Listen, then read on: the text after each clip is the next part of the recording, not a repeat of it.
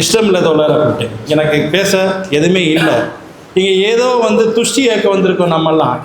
நான் வந்துட்டேன், போயிட்டு எனக்கு முத்துமனை யாரும் தெரியாதோ, அம்மா யாரும் தெரியாது, யாரும் தெரியாது. நான் யார்கிட்ட போய் கேட்க? துஷ்டி கேட்பதுக்கெலாம் நான் வர முடியாது. அதுபோல் தீபக் ராஜா படுகொலை நடந்த போது என்கிட்ட சொன்னார், தோழர் வாங்க தோழர், என்னால் வர முடியாது தோழர். தீபக் ராஜா எனக்கு யாருன்னு தெரியாத முதல்ல, அது சம்பவம் நடந்த பிறகு தான் எனக்கு தெரியும். அவங்க அம்மா யாருன்னு தெரியாது. நான் யார்கிட்ட வந்து கேட்பேன்? எனக்கு அப்படி எல்லாம் துஷ்டி கேட்கலாம் வர முடியாது. இந்த சமூகத்தில் ஒரு பாதிப்பு நடந்திருக்கு. அந்த பாதிப்புக்கு உள்ளானவங்களை சட்ட ரீதியாக தண்டிப்பதற்கு ஒரு கமிட்டி ஒழுங்கு நான் வருகிறேன்.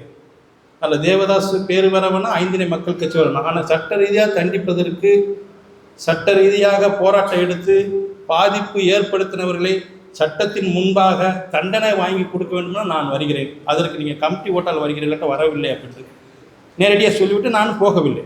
இதைத்தான் இங்கே பதிவு செய்ய விரும்புகிறேன். இந்த சமூகம் சமீபத்தில் கூட நானும் தமிழ்மாறன் மேலப்பாட்டை என்ற கிராமத்தில் ஒரு EEE படித்தவொடனே வீட்டில் வந்து வெட்டி விட்டு, அதே மேலப்பாட்டம்னா உங்களுக்கு தெரியும் எவ்வளோ பெரிய ஊர்னு, எல்லா தெருவில் வந்து பல்லனுக்கு பிறந்தாலும் வாடா நான் மரவ இருக்கேன்னு சொல்கிறாப்புல. அது தனிநபருடையது. ஆனால் மரவர் சமூகத்தெல்லாம் நம்ம பார்க்கலாம். ஒட்டுமொத்த மரவர் சமூகம் அப்படி இருக்காருன்னா இல்லை, ஒரு சிலவர்களை தூண்டி விடுகிறார்கள். இதை கேள்விப்பட்டு தமிழ்மாறன்ட்ட சொன்னேன். தமிழ்மாறன் தோழர் சொன்னார், தோழர் எப்படி போய் நிற்கிறது இல்லை, நம்ம நின்னா அந்த மக்கள் வருவார்களா வரமாட்டார்களா, ஏனைய தலைவர்கள்லாம் எப்படி செய்வார்னு தெரியல, வேணாம் தோழர். தோழர் கேட்டுக்கிட்டு எனக்கு ரொம்ப கஷ்டமாக இருக்குது, போவோம், போய் பார்ப்போம், பேசுவோம், அது பிறகு ஒரு முடிவெடுப்போம்னு சொன்னேன். அதுபோல் நாங்களும் போனோம், அந்த மக்களிடம் பேசினோம். பாதிக்கப்பட்ட பையனை பார்த்தோம், அவங்க தாய்மாமனை பார்த்தோம், அவங்க அம்மாவை பார்த்தோம். பார்த்து விட்டு சிஐடிகிட்ட பேசிட்டு எஸ்பிகிட்ட பேசினோம். பேசி எஃப்ஐஆர் காப்பி கொடுக்க சொன்னோம், வாங்கினோம். அந்த எஃப்ஐஆர் 0, எதுவுமே கிடையாது. நான் அப்பொழுதே சொன்னேன், நான் எஸ்பியிடம் சொன்னேன், 3 மணிக்கு ஒரு சம்பவம் நடந்திருக்கு, 3 மணிக்கு சம்பவத்தில் காரில் வந்திருக்காங்க, ஏன் காரை நீங்கள் ஜீஸ் பண்ணலைன்னு கேட்கும்போது நாங்கள் எடுத்துருவோம் அப்படின்னார். நீங்கள் எடுக்க முடியாது, ஏன்னா அது உட்பட்ட டிஎஸ்பி என்பது தாலையூத்து டிஎஸ்பி செய்ய மாட்டார். எனக்கும் அவருக்கும் கடந்த ஒரு 4 மாதத்துக்கு முன்னாடி முரண்பாடு வந்துச்சு. ஒரு சம்பவத்துக்கு வரும்போது சம்பவத்துடைய பிரச்சனையே தெரியாமல் என்ன பிரச்சனை தாசலார்ட்ட விஓட்ட கேட்குறவர் எப்படி சார் செய்வார்னே, இல்லை இது செய்வார்னு ஒரு சம்பவத்தை வச்சுட்டு நீங்கள் முடிவெடுக்க வேணான்னு சொன்னாங்க. நாங்கள் அவர்கிட்ட எஸ்பிகிட்ட விவாதம் பண்ணலை, நானும் தோழர் சொன்னோம், வெளியில் பேசிக்கிடுவோம், கட்டாயம் இந்த எஸ்பி வந்து குற்றப்பத்திரிக்கை தாக்கல் பண்ணால் அந்த குற்றவாளி தப்பித்து விடுவார்.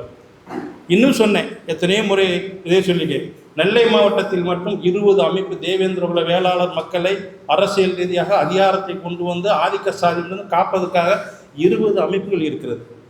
இதுவரைக்கும் நெல்லையில் நடந்த ஒரு சம்பவத்துக்கு ஏதாவது தண்டனை வாங்கி கொடுத்துருக்கிறா இந்த தேவேந்திர வேளாளர்? நம்ம பெருசாக மீசை வச்சு பேசிக்கிறோம், எந்த ஒரு சம்பவமும் கிடையாது, 0 தான். இன்னும் சொல்ல போனால் இப்படி செய்வார், யார் குற்றவாளிகளுடைய தோளில் போட்டு வேலை செய்தால் தேவேந்திர வேளாளர் முன்னேற்ற சங்கத்தினுடைய இந்த அமைப்புகளுடைய வேலையாக இருக்குன்னு நான் நினைக்கிறேன். எதுவுமே கிடையாது. தமிழகத்தில் மட்டும் பாதிக்கப்பட்ட மக்களுக்கு நின்று பாதிப்பு உள்ளானவங்களுக்கு சட்ட ரீதியாக நடவடிக்கை எடுக்க வேண்டும் என்று நினைத்தால் யாரும் கொலை செய்வதற்கு அஞ்சுவார்கள். இந்த சமூகத்தை திரும்பி கூட பார்ப்பதற்கு அஞ்சுவார்கள். நாம் செய்கிறோமா? இல்லவே இல்லை. இப்பொழுதும் சொல்லுகிறேன், நான் வையவனிடம் அதை தான் சொன்னேன், எதற்காக இந்த கூட்டம் தோழர்னாரு. தோழர் வாங்க, நம்மளுடைய உங்களுக்கு ஒரு நோக்கம் இருக்குன்னு எனக்கு ஒரு நோக்கம் இருக்குது, அதெல்லாம் வேணாம். மக்கள் பாதிக்கப்படும் போது ஒற்ற தலைமையில் ஒத்த ஒரு கமிட்டியாக செயல்படுவோம் அப்படின்னு சொன்னால் அதுக்கு மட்டும்தான் நான் வருவேன் தோழர், வேறு எதுக்கு நான் வரமாட்டேன். ஏன்னா எங்களுக்கும் வேலை இருக்குது, இங்கே வேலை இல்லாத ஆள்கள் யாருமே இல்லை. ஆனால் எங்களுக்கு ஒரு பார்வை இருக்கிறது. இந்த பாதிப்புக்கு ஏற்படுத்தினவர்களை சட்ட ரீதியாக தண்டித்தால் இந்த மக்கள் நம்மளோட வருவார்கள். இந்த மக்கள் வருவதற்கு அச்சப்படுகிறார்கள். இதுக்கு முன்னாடி பேசினது உண்மைதான். யாரிடம் போவது?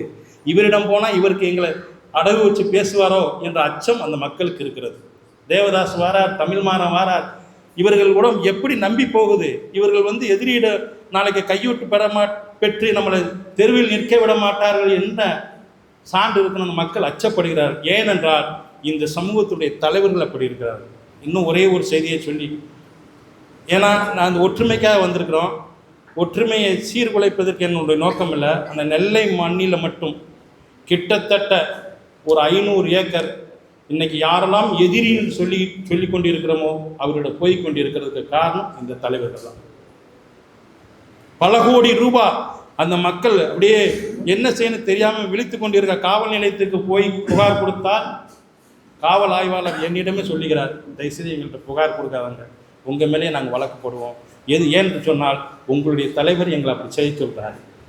காவல் ஆய்வாளர் சொல்லுகிறார், பாதிக்கப்பட்ட மக்கள் போய் புகார் கொடுத்தா அந்த பாதிக்கப்பட்ட மக்கள் மீதே வழக்கு நடந்திருக்கு. எனவே அப்படிப்பட்ட தலைவர்களாம் விட்டு உண்மையிலே இந்த சமூகத்துக்கு, இந்த மக்களுக்கு ஏதாவது செய்ய வேண்டும் என்று நீங்கள் நினைத்தால், நாம் நினைத்தால், ஒரு அமைப்பு இருக்கட்டும், கமிட்டியாக போடுங்கள். பாதிக்கப்பட்ட மக்கள் எந்த பகுதியில் இருந்தாலும் சரி போய் நிற்போம், அவர்களுக்கு உறுதுணையாக இருப்போம். பாதிப்பு உள்ளாக்குனவர்களுக்கு தண்டனை வாங்கி கொடுப்போம். ஒரே ஒரு சம்பவத்தை சொல்லி முடிக்கிறேன். நாங்கள் தலையிட்டு எத்தனையோ தண்டனை வாங்கி கொடுத்துருக்குறோம்.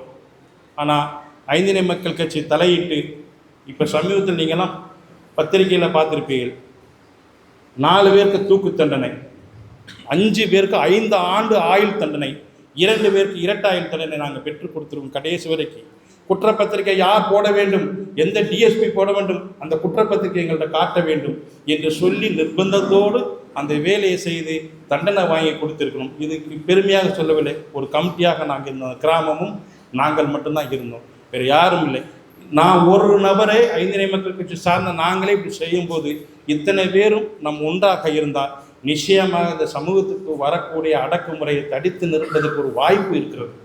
இதை தடுத்து நிறுத்தி நாம் இந்த மக்களை சுட்சமாக வச்சாலே ஏனைய கோரிக்கையெல்லாம் நாம் அந்த கோரிக்கையை நோக்கி நகர முடியும் என்று சொல்லிக்கொண்டு முதலில் ஒரு கமிட்டியை உருவாக்குவோம். எல்லா அமைப்பினுடைய தலைவர்கள் பேரை பதிவு பண்ணி ஒரு கமிட்டியை உருவாக்குவோம். அந்த கமிட்டிக்கு கூட்டு கமிட்டியை வைப்போம். மக்கள் பாதிக்கப்படுகிறார்களா அவர்கள் கூட நிற்போம். சட்ட ரீதியாக அந்த மக்களை பாதுகாத்து சட்டத்துக்கு உட்பட்டு பாதிப்பு உள்ளாக்குனவர்களை தண்டனை வாங்கி கொடுப்போம். முதலாவதாக நேற்று முருகன்ராஜன் எல்லாம் போயிருக்காங்க, இங்கே சின்ன உடப்புக்கு என்ன செஞ்சிருக்கார்கள், என்ன பேசியிருக்கார்கள் நேற்று என்று சொன்னார்கள். இந்த கமிட்டியும் அதோடு இணைஞ்சுக்கிண்டு அடுத்த கட்ட அந்த போராட்டத்தை நாம் எப்படி செய்யலாம் என்ற அனைவரும் ஆலோசனை பண்ணி முதல் கட்டமாக சின்ன உடப்பு விமான நிலையத்தினுடைய விரிவாக்க நிலத்திற்கு அந்த பாதிக்கப்பட்ட மக்களுக்கு இந்த கமிட்டி நின்றால் அடுத்த கட்ட நகர்வுக்கு இந்த கமிட்டி செல்லலாம் என்று சொல்லி முடிக்கிறேன்.